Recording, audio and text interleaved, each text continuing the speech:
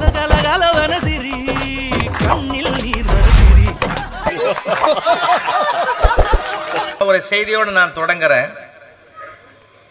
யுகத்தை நான்காக பிரிப்பார்கள். கிருதயுகம், திரேதாயுகம், துவாபர யுகம், கலியுகம் என்று. கிருத யுகத்தில் 2 உலகத்துக்கு சண்டை நடந்தது, தேவர்களுக்கும் அசுரர்களுக்கும். தேவாசுர யுத்தம் அப்படின்னு சொன்னாங்க, முருகப்பெருமானுக்கும் சூரபத்மனுக்கும். கிருதயுகத்தினுடைய வரலாறு.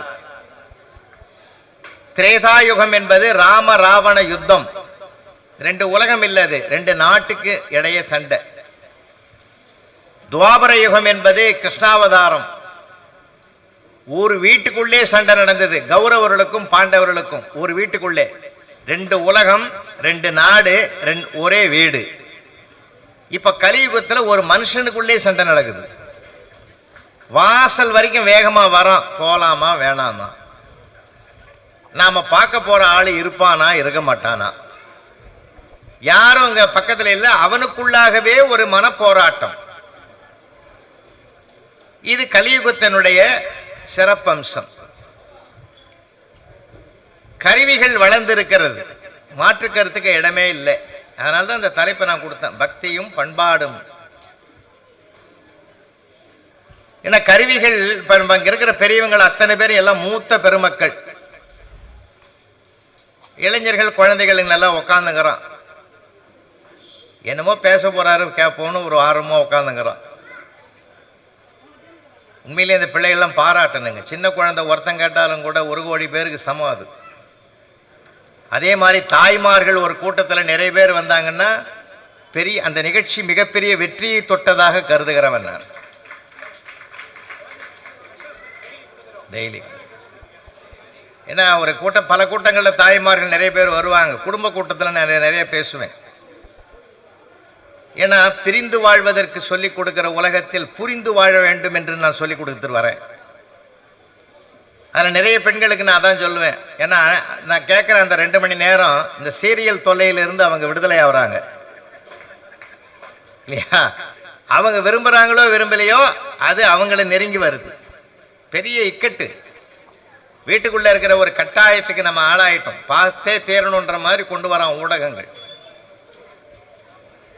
அதனால இன்னைக்கு இருக்கிற கருவிகள், நம்ம தேசம் என்று சொன்னாலே, இந்திய தேசம் என்றாலே கலாச்சாரத்தில் சிறந்த நாடும், பண்பாட்டில் சிறந்த நாடு, நாகரிகத்தில் சிறந்த நாடுன்னு பிரபஞ்சம் பாராட்டுகிற ஒரு மண் இந்த புனித மண் இது. ஞானிகளும் முனிவர்களும் ஆச்சாரிய பெருமக்களும் வாழ்ந்த மண் இந்த மண். அதிலும் 100 ஆண்டுகள் இந்த மண்ணிலே வாழ்ந்து இன்றைக்கு ஆன்மஸ்வரூபத்தில் அருள்பாலித்துக் கொண்டிருக்கக்கூடிய காஞ்சி மகா பெரியவர் என்பது அவர் காலத்தில் நம்ம வாழ்ந்தோம், பிறந்தோம், இருந்தோம் என்பது மிகப்பெரிய சரித்திரம். அவர்கள்தான் 2 வார்த்தைகளிலே சுருக்கமான வாழ்க்கையை படம் பிடிச்சு சொன்னார். எது உன்னிடத்தில் இருக்கிறதோ அது இறைவன் தந்தது, எது உன்னிடத்தில் இல்லையோ இனிமேல் இறைவன் தரப்போவது என்ற நம்பிக்கையோடு வாழ்க்கையை நடத்து, சுபிட்சமாக இருப்பாய் என்று சொன்னார். எவ்வளவு அருமையான வார்த்தை. இதை எழுதி வைக்கணும், வீட்டில் தினமும் பார்க்கணும். அதை நாம் எதுவாக மாற வேண்டும் என்று சதா நினைக்கிறோமோ நாம் அதுவாகவே மாறுவோம். இதுதான் உபனிஷதம் போதிக்கிற மகத்தான உண்மை. இன்னொன்னு, நாம் எதனோடு அதிகமாக பழகுகிறோமோ அதனுடைய வாசனை நமக்கு வரும். காரைக்குடியில சிவில் இன்ஜினியருடைய திருமணத்துக்கு நான் போயிருந்தேன். மாங்கல்யம் எடுத்து கொடுக்கிற போது அந்த குரு சொன்னார், தாலி கட்டு சாமின்னார், தாலி கட்டு தம்பின்னார். எத்தனை சதுரடியில கட்டுறதுன்னு கேட்டான். ஏன்னா அவன் சிவில் இன்ஜினியர். சிவில் இன்ஜினியரில் இந்த பில்டிங்ல எத்தனை சதுரடியில எத்தனை ஸ்கொயர் ஃபீட்ல பேசி பேசி பழகுறதுனாலே அவனுக்கு அந்த வாசனை வருது. வாழ்க்கையில நாம் எதனோடு பழகுகிறோமோ அதனுடைய மனம் வரும். அப்போ ஒரு ஸ்லோகங்களோடு நாம் திரும்ப திரும்ப பண்ணோம்னா அந்த ஸ்லோகம் தான் நமக்கு முன்னாடி வழிகாட்டும். ஒரு பிரபந்த பாடல்களோடு நம்ம அழகா அதிகமா பழகிட்டோம்னா மனம் அதில் தான் லயித்து போகும். ஒரு இசை நிகழ்ச்சி எல்லாமே அப்படித்தானே. அப்போ நல்ல வார்த்தைகள் என்பது கூட நாம எப்படி பழகுகிறோமோ அதை வைத்துத்தான் திரும்ப திரும்ப நமக்கு வரும். ஒவ்வொரு சொல்லிலும் ஒரு வைப்ரேஷன் இருக்கு, ஒரு எண்ண அலைகளை உருவாக்குகிற மகத்தான பெருமை இருக்கு. அதனால்தான் திருவள்ளுவரே சொன்னார், இனிய உளவாக இன்னாத கூறல் கனி இருப்ப காய் கவர்ந்தட்டு. சொல்லில் கூட பண்பாடு இருக்கணும். என்ன, ஒரு பையனை கூட ஒரு ஆசிரியர் கேட்டார், 6ஆம் கிளாஸ் படிக்கிற பையனை, உனக்கு யாருடா பிடிக்கணும்? அப்பாவை பிடிக்குமா, அம்மாவை பிடிக்குமா? ஆசிரியர், யாரையும் பிடிக்காது சார், எனக்கு கண்டக்டர் தான் பிடிக்கும்னா. ஏண்டான்னார், எல்லாரும் என்னை திட்டுறாங்க சார், உருப்பட மாட்டேன்றாங்க. அவர் ஒருத்தர் தான் நான் பஸ்ஸில் படி ஏறும்போதே, தம்பி நீ பாஸான்னு கேட்பாரு. என்ன, எல்லாரும் டிக்கெட்டு வாங்கணும், அவன் மட்டும்தான் பாஸ் வச்சுக்கிறான். அவர் மங்களகரமாக கேட்பார், தம்பி நீ பாஸான்னுவார். எனக்கு ரொம்ப மகிழ்ச்சியாக இருக்குங்க சார், அத்தனை பேர் நான் ஃபெயில் ஆகிடும்னு சொல்கிற மத்தியில் அந்த ஒருத்தர் தான் பாஸான்னு கேட்பாரு சார். ஒரு சின்ன வார்த்தை தாங்க, ஒரு சின்ன சொல்லு ஒரு மனிதனை எவ்வளவு மகிழ்ச்சிப்படுத்துது. நம்ம சமயமே அதான் சொல்லிக் கொடுக்குது, ஒருவரை நீ மகிழ்ச்சிப்படுத்தினால் உன்னை மகிழ்ச்சிப்படுத்துவதற்கு 2 பேரை இறைவன் தருவான். நம்ம எதை விதைக்கிறோமோ அதுதான் அறுவடை பண்ண முடியும். இன்னும் சொல்ல போனால், அதனால்தான் 5 ஐம்புலன். இதே கிராமத்தில் நான் இருந்து வந்தவன், எங்கள் ஊர்லலாம், நான் விழுப்புரம் மாவட்டம் பனமலைப்பேட்டைன்னு தாளகிரி ஈஸ்வரர் ராஜசிம்ம பல்லவன் கட்டின மலைக்கோயில் இருக்கிற ஒரு அழகான ஊர். அந்த ஊரில் தான் நான் பிறந்து வளர்ந்தேன். எங்கள் ஊரில் அழகாக பேசுவாங்க. நில புலன்லாம் சௌக்கியமாக இருக்குன்னு கேட்பாங்க. நிறைய ஊரில் கேட்பாங்க, நில புலன்லாம் சௌக்கியமாக இருக்காப்பாங்க. நிலம் இருக்கு, புலன்னா 5 புலத்தில் நிலம் ஒன்று, 5 புலன்ல புலன்கள் உண்டு. மெய் வாய் கண் மூக்கு செவின்னா. ஏன் தெரியுமா? நிலம் பண்பட்டால் நல்ல நெல் விளையும், மனம் பண்பட்டால் நல்ல சொல் விளையும். அதைத்தான் நில புலன் சொன்னோம். என்ன அருமையான வார்த்தை பாருங்க. ஏன்னா சின்ன சின்ன வார்த்தைகளில் தான் நிறைய வாழ்வியல் செய்திகள் இருக்கு. வாழ்வியலுக்கு நிறைய வழிகாட்டக்கூடிய, வெளிச்சம் காட்டக்கூடிய சொற்கள் நிறைய இருக்கு. நம்ம அந்த வகையிலே கூட நிறைய பயணம் பண்ணலாம். நிறைய பேருக்கு தெரியல இந்த பிள்ளைகளுக்கு. நாம் என்ன பண்றோம், இப்ப இருக்கிற காலத்து ஓட்டத்துக்கு தகுந்த மாதிரி நம்முடைய படிப்பினைகளும் மாறி போச்சு. இன்றைக்கு இருக்கக்கூடியது சத்தியத்தையும் தர்மத்தையும் சொல்லிக் கொடுக்கிறது ஒரே இடம், நம்முடைய வீட்டை தவிர வேற வழியே இல்லை. அந்த அளவுக்கு ஆலயம் வீடு 2 தான் சொல்லிக் கொடுக்க முடியும். ஏன்னா ஒரு ஆணையோ ஒரு பெண்ணையோ உருவாக்குகிற வல்லமை ஒன்று கருவறை, இன்னொன்று வகுப்பறை. கருவறை உறவுக்கு தருகிறது, வகுப்பறை உலகுக்கு தருகிறது. லேசா நினைச்சிடப்படாது. சில வரலாற்று செய்திகள் நான் சொல்றேன். ஏன்னா 2மே சரியா இருக்கணும். உறவுகள் மத்தியில் வளர்ற பிள்ளையும் உயர்ந்த இடத்துக்கு வரணும். அதுக்கு ஒரு உதாரணம் நான் சொல்றேன், வகுப்பறைக்கும் ஒரு உதாரணம் சொல்றேன். ஒரு வீட்டுக்குள்ளே நம்ம நுழையிறோம், வாசல் திறந்திருக்கு, உள்ள போறோம். ஒரு ஹாலுக்கு பக்கத்தில் டைனிங் ரூம், டைனிங் டேபிள் போட்டிருக்கு. அப்பா அப்படி உட்கார்ந்துங்கிறார். 6ஆம் வகுப்பு படிக்கிற பையன் எதிரில் உட்கார்ந்துங்கிறான். அம்மா உள்ள தோசை சுட்டுக்கிட்டு இருக்கா. விறகு அடுப்பு, சிலிண்டர் இல்லை, எளிமையான வாழ்க்கை.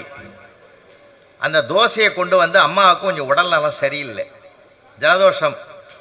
அப்போ என்ன பண்ணுறா, தோசையை கொண்டு வந்து அப்பா தட்டில் வைக்கிறா. தோசை கண்ணங்கரேன்னு இருக்கு.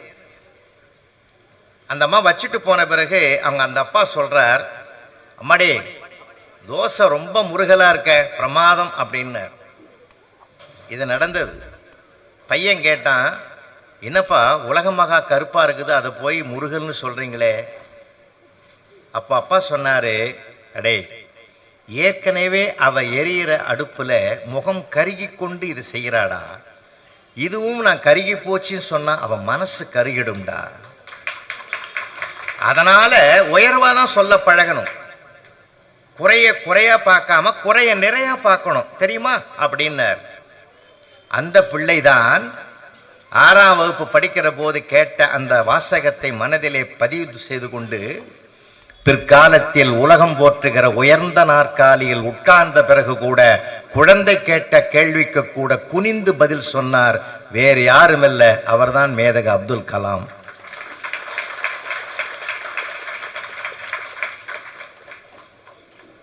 அப்போ ஒரு அப்பாவுக்கும் ஒரு அம்மாவுக்கும் வழிகாட்டுற பொறுப்பு இருக்கு.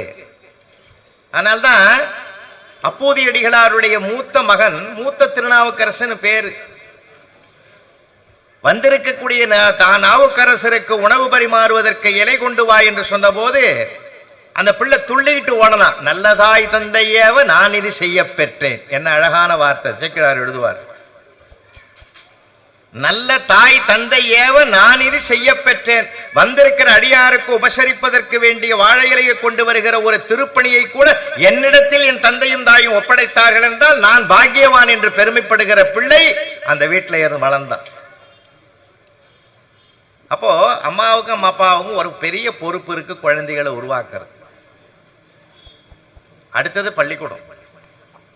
ஏன்னா 2 இடமும் கோவிலா மாறணும், வீடும் கோயிலா மாறணும். பள்ளி தலம் அனைத்தும் கோவில் செய்வோம்னா பாரதி, அது பள்ளிக்கூடம் கோயிலா மாறணுங்க.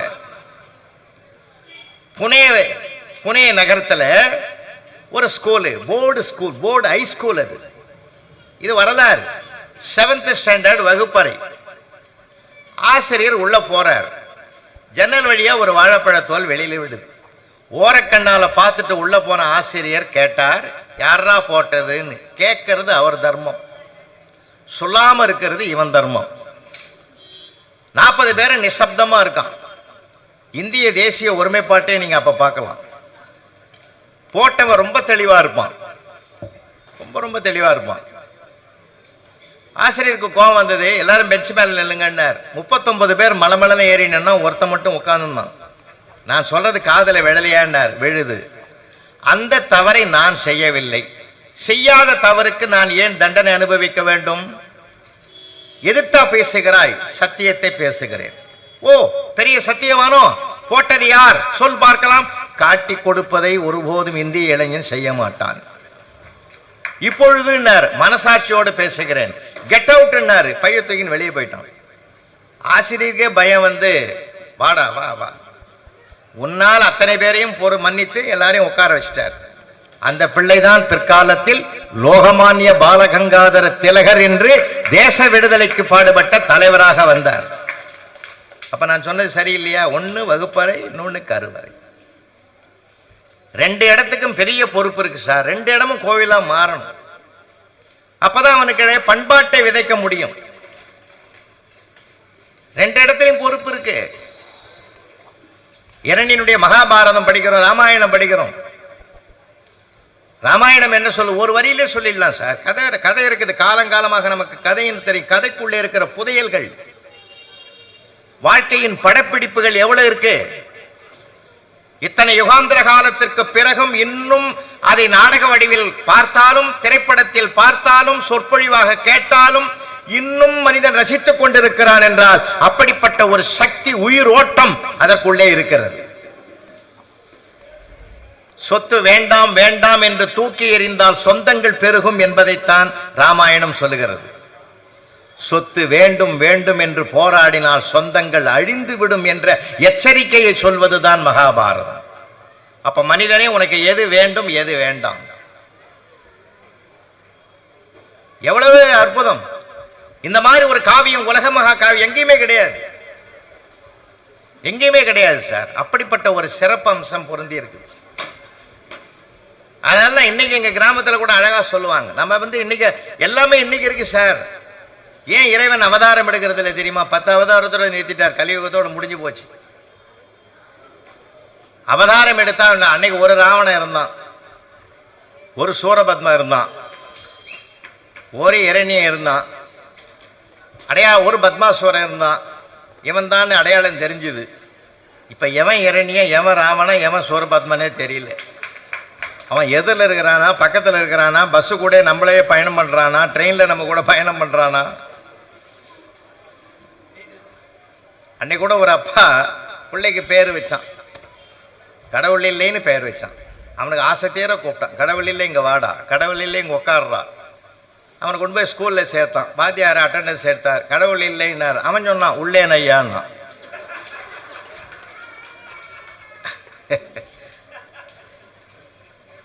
அப்போ அவ அன்னைக்கு இரண்ய ஓம் நமோ ஓம் இரண்யாய நமகன் சொல்லுன்னா, பையன் ஓம் நமோ நாராயண், உன்னை உய்விக்கும் என்னை உய்விக்கும்.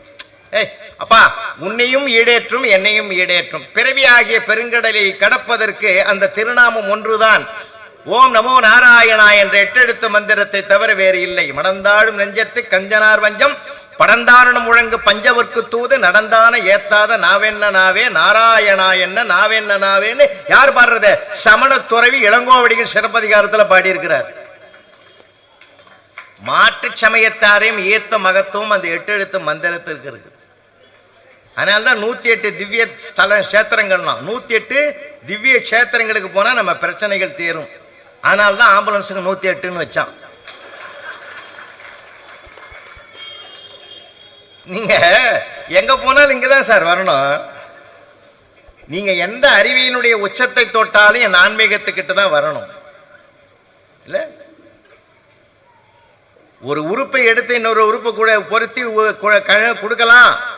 கண் தானம் ரத்த தானம்னு நம்ம லைன்ஸ் கிளப்லயே வாட்டர் கிளப்லாம் எல்லாம் பண்றாங்களே, அதுக்கு முன்னோடியே என் ஆன்மீகம் தானே. கண்ணப்பன் தன் கண்ணை எடுத்த அப்பியர் ஒரு வரலாறு சார். அது ஆன்மீகமாக இருக்கலாம், கதையாக இருக்கலாம், கற்பனையாக இருக்கலாம். ஆனால் அதுல தான் விதை. அந்த விதையிலிருந்து புறப்பட்டது தான் விருட்சம். நீங்க எங்க சுத்தினாலும் அங்க வந்து நிற்கும். நிறைய செய்திகள் நான் சொல்லுவேன். சுந்தரமூர்த்தி சுவாமிகள் 4 வழி நடக்கணும்னு சொல்லுவாங்க பெரியவங்க. அப்பர், சுந்தரர், மாணிக்க வாசகர், ஞானசம்பந்த பெருமான். இல்லையா? ஞானசம்பந்த பெருமான் 16 ஆண்டுகளே இந்த மண்ணில் வாழ்ந்து சாதனைகள் உச்சத்தை தொட்டவர். 18 ஆண்டுகளே இந்த பிரபஞ்சத்தில் வாழ்ந்து மிகப்பெரிய சாதனைகளை புரிந்தவர் சுந்தரமூர்த்தி சுவாமிகள். தோழமை கொண்டவர் இறைவனையே. 33 ஆண்டுகள் இந்த மண்ணிலே வாழ்ந்து உலகமே உருகக்கூடிய திருவாசகத்தை தந்தவர் மணிவாசக பெருமான். 81 ஆண்டுகள் உழவாரப்படையை கையில் எடுத்துக் கொண்டு அத்தனை சிவாலயங்களையும் திருப்பணி பண்ணவர் நாவுக்கரசர்.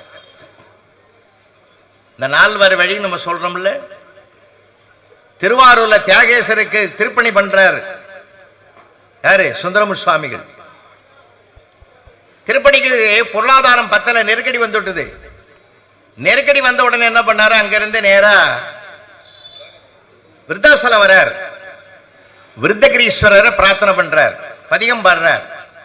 பெருமானே திருப்பணி முடியல, பொன்னும் மணியும் முத்தும் தா அப்படின்னு பிரார்த்தனை பண்றார். பகவானும் மூட்டை மூட்டையா கொடுத்துட்டார். ஒரு 4 மூட்டையை கொடுத்துட்டார். அவரு பிரார்த்தனை பண்ணார், இந்த 4 மூட்டையை தூக்கினா வழி பயணத்தில் தனியா போக முடியாது. உண்மையில சத்தியம், உண்மையில சத்தியம். இந்த 4 மூட்டையும் கொண்டு போய் பக்கத்துல பெருக்கெடுத்து ஓடுகிற மணிமுத்தாறுன்னு பேர் அதுக்கு இன்னைக்கு இருக்கு. அந்த மணிமுத்தாற்றுல பெருக்கெடுத்து ஓடுகிற வெள்ளத்துல உன் மேல சத்தியம் விட்டு போடுவேன்.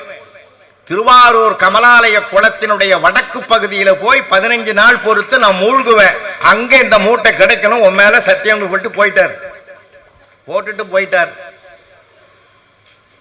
போட்டுட்டு போனதுமே 15 நாள் ஆச்சு. போய் நடந்து போய், அப்பெல்லாம் போக்குவரத்து வசதிலாம் கிடையாது. போய் சேர்ந்தவர் வடக்கே போய் இறைவனை வேலை பதிகம் பாடி அப்படியே மூழ்கிறார். அந்த மூட்டை அப்படியே கிடைக்குது. ஒரு இடத்துல பணத்தை போட்டா இன்னொரு இடத்துல எடுக்கலாம்ன்ற ஏடிஎம் கான்செப்ட் இங்குதான் ஆரம்பிக்குதுன்னு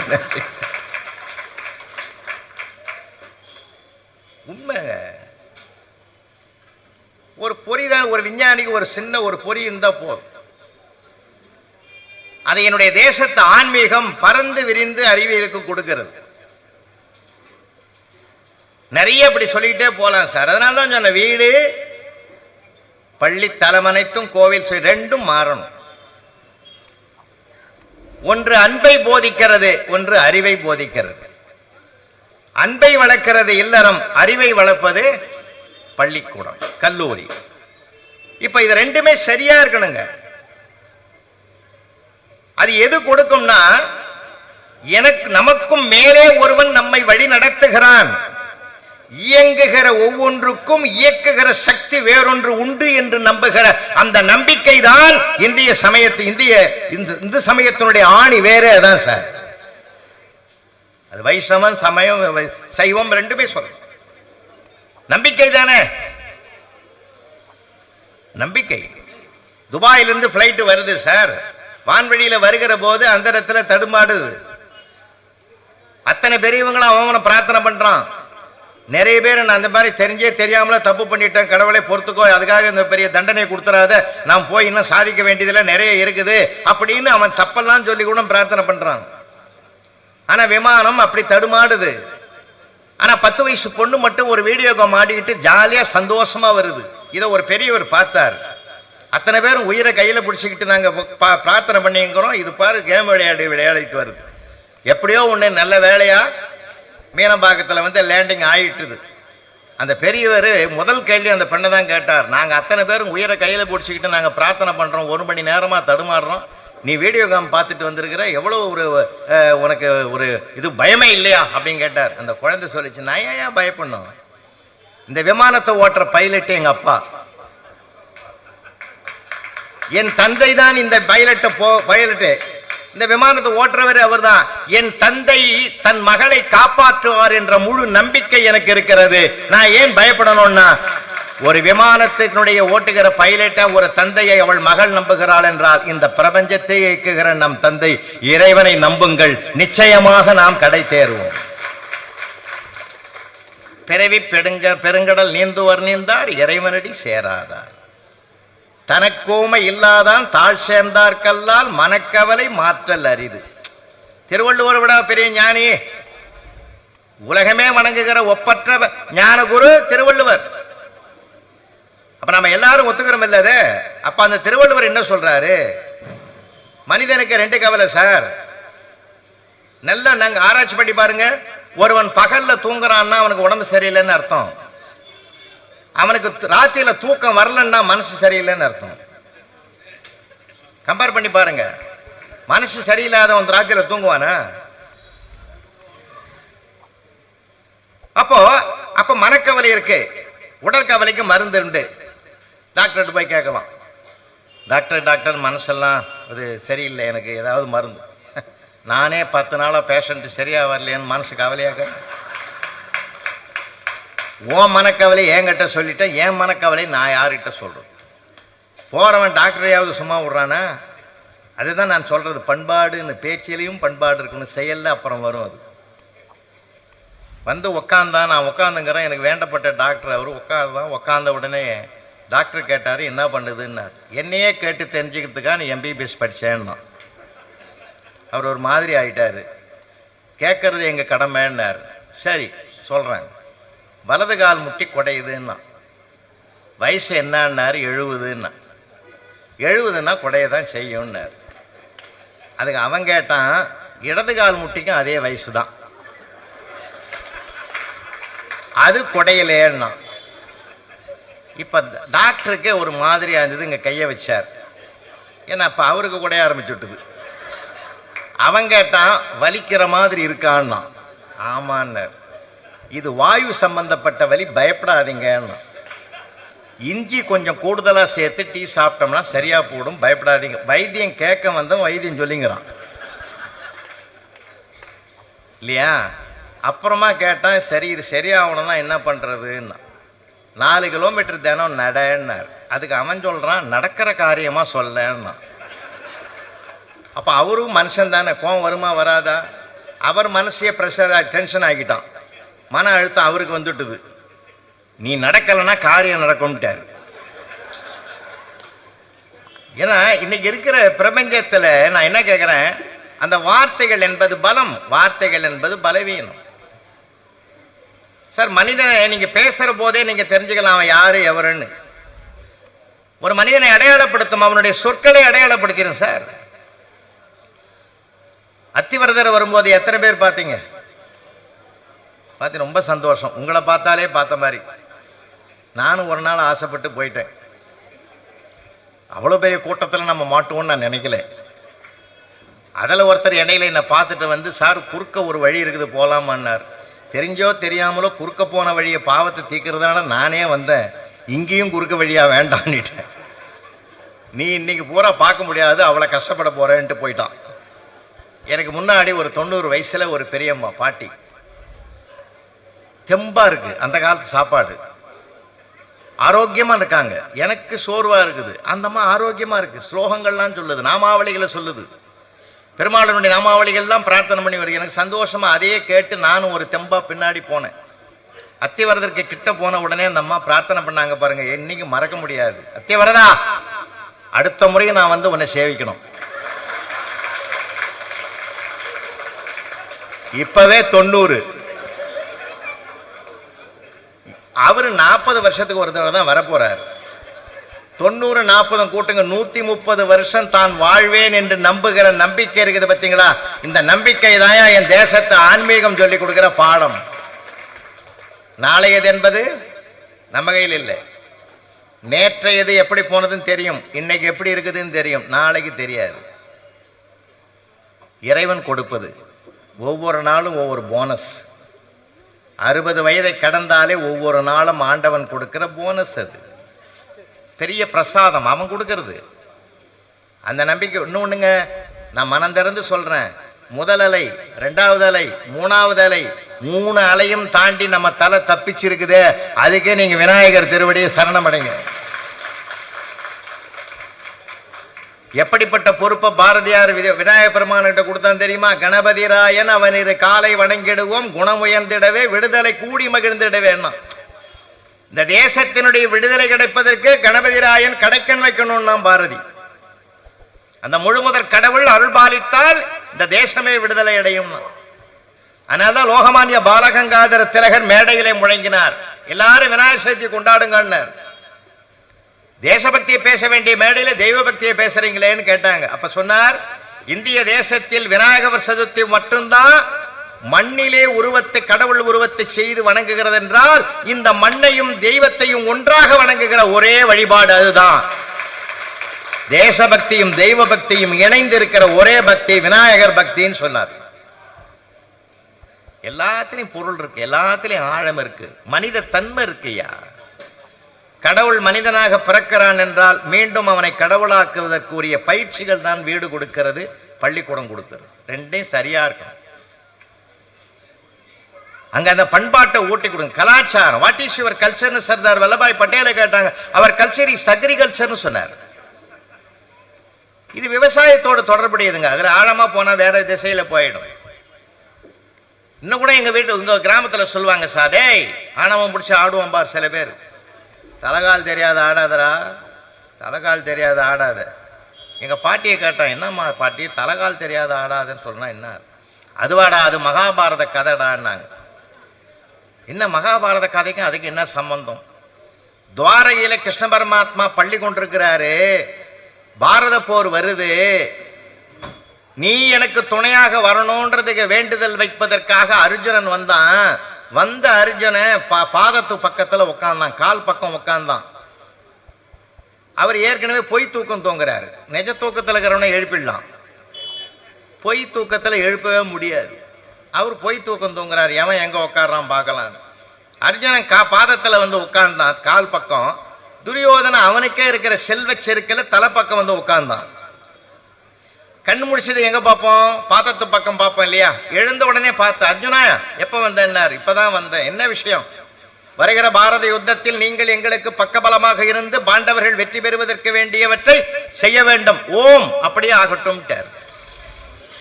இப்ப இந்த பக்கம் திரும்பினாக்கா துரியோதனை உட்கார்ந்துக்கிறான். துரியோதனை நீ எப்போ வந்த? நானும் இப்பதான் வந்தேன், உங்களை தான் துணைக்கு அழைக்கலான்னு. இல்லையே, உத்தரவு கொடுத்துட்டேன், அனுமதி கொடுத்துட்டேன். அப்படியானால் நீங்கள் படைத்த படைக்கலங்களை எல்லாம் கொடுத்துரும், உன்னுடைய படைகளை கொடுனா. படைத்தவனை கேட்டான் அர்ஜுனன், படைத்தவன் படைத்ததை கேட்டான் துரியோதனன். இல்லையா? அப்போ படைத்தவனையே கேட்ட பாண்டவர்கள் ஜெயித்தார்கள். அதனால்தான் சொன்னான், பாதத்தில் உட்கார்ந்தவன் ஜெயித்தான், தலைப்பக்கம் ஆணவத்தோட உட்கார்ந்தவன் தோற்றான். தலை கால் தெரியாம ஆடாதரான்றது மகாபாரத கதையிலிருந்து வந்த ஒரு அழகான செய்தி. இல்ல, நம்ம நிறைய உள்ள போகணும் சார், நிறைய உள்ள போகணும். எவ்வளவு பண்பாடு இருக்கு தெரியுமா? நிறைய விஷயங்கள் இருக்கு, இங்க வாழ்க்கை விஷயங்கள் நிறைய இருக்கு சார். அந்த காலத்திலாம் மாப்பிள்ளைக்கும் திருமணம் பண்ணுச்சுன்னா அங்க ஒரு காசி யாத்திரை என்ன, அதெல்லாம் சம்பிரதாயம் எல்லாம் போச்சு. இன்னைக்கு எல்லாமே போச்சு. மண்டபத்துக்கு நேராக வரான், கல்யாணம் பண்றான், என்னமோ பண்றான், முடிஞ்சு போகுது. அப்பெல்லாம் அவ்வளோ ஒரு சொர்க்கம், அப்படி ஒரு மகிழ்ச்சி இருந்தது. மறு உண்றதுன்னு ஒன்று வைப்பாங்கல்ல, மறு உண்றதுன்னு ஒன்று வைப்பாங்க. மாப்பிள்ளைய பொண்ணை அழைச்சிக்கிட்டு எங்கே போவாங்க? மாமியார் வீட்டுக்கு போவான். ஒரு வாரம் தங்கியிருப்பான். மாப்பிள்ளை வீட்டில் சோறு இல்லைன்னா அது எதுக்கு வச்சான்னு தெரியுங்களா? மாப்பிள்ளைக்கு என்னென்ன சாப்பாடு பிடிக்கும்ன்றத மகளுக்கு தெரிவிக்கிற ஒரு விழா அது. ஒரு வாரம் மாப்பிள்ளை தங்கியிருந்தார்னா அவர் உட்கார்ந்தார்னா இலைய பரிமாறி இலையில போட்டு பரிமாறும் போது யாரு? பொண்ணுக்கு அம்மா தான் பரிமாறும். அப்ப வீடு ஏன் தூண் வச்சு காட்டினான்னா அந்த தூண் பக்கத்துல அந்த பொண்ணு நிற்கும். அம்மா கடைக்கன் பார்வையாலே பாடம் நடத்துவா. வச்சு அள்ளி வைப்பா, உருளைக்கிழங்கு அள்ளி வைப்பா, கொஞ்சம் பொறுத்து சாப்பிடுவான். புடலங்காய் கூட்டு வைப்பா, அதை கிட்ட போக மாட்டான். வெண்டைக்காய் அப்படி அள்ளி வைப்பா, வைக்கும்போதே எடுத்து சாப்பிடுவான். அம்மா பாடம் நடத்துவா கண்ணில் பார். புடலங்காய் யோசிக்கிறான், உருளைக்கிழங்கு அப்பப்போ பார்க்குறான். வச்ச வேகத்தில் வெண்டைக்காயை சாப்பிட்றான். வெண்டைக்காய் பெரியம் போல இருக்கு, ஆனாலும் மூளை வளரல. இனிமேலாவது வளருதான்னு பார்ப்போம். ஒருவேளை வளர்ந்துருந்தா நம்ம வீட்டில் பொண்ணு எடுத்திருக்க மாட்டான். மனசுக்குள்ளே ஒரு சந்தோஷம், மனசுக்குள்ளே ஒரு போராட்டத்திலோட அந்த லெசன் நடத்துவா. சார் இதை நோட் பண்ணிக்கோ, அவருக்கு வெண்டைக்காய் பிடிக்கும். வீட்டில் போயிட்டு உங்களுக்கு வெண்டைக்காய் பிடிக்குமா, கத்திரிக்காய் பிடிக்குமா, எது பிடிக்கும்? இப்போ இன்னைக்கெல்லாம் கேட்குதுங்க. ஏங்க அந்த அம்மா அவன் கேட்குறான், என்னம்மா சமையல்னு. உங்கள் இஷ்டம் மீட்டுது அந்த பொண்ணு இல்லையா? இன்னைக்கெல்லாம் தலைகீழ மாறுதுங்க, தலைகீழ மாறுது சார். இன்னைக்கு ரொம்ப கஷ்டமா இருக்குது. அப்போ அந்த காலத்துல பாடம் நடத்தினாங்க சார். எவ்வளவு பண்பாடு! உனக்கு என்ன பிடிக்கும்னு கேட்கறதே அநாகரிகம். பிடித்ததை அந்த வாழ்க்கை முறையிலே தெரிந்து கொண்டு செயல்படுவதுதான் நாகரிகம் என்று சொல்லிக் கொடுத்த மண்ணு சார் இந்த மண்ணு. இன்னைக்கு எல்லாம் காணாம போச்சு. இந்த வீடியோ உங்களுக்கு பிடிச்சிருந்தா லைக் பண்ணுங்க, கமெண்ட் பண்ணுங்க, ஷேர் பண்ணுங்க. மறக்காம நம்ம சேனலை சப்ஸ்கிரைப் பண்ணிடுங்க. மீண்டும் ஒரு காணொளியில் சந்திப்போம். நன்றி நண்பர்களே.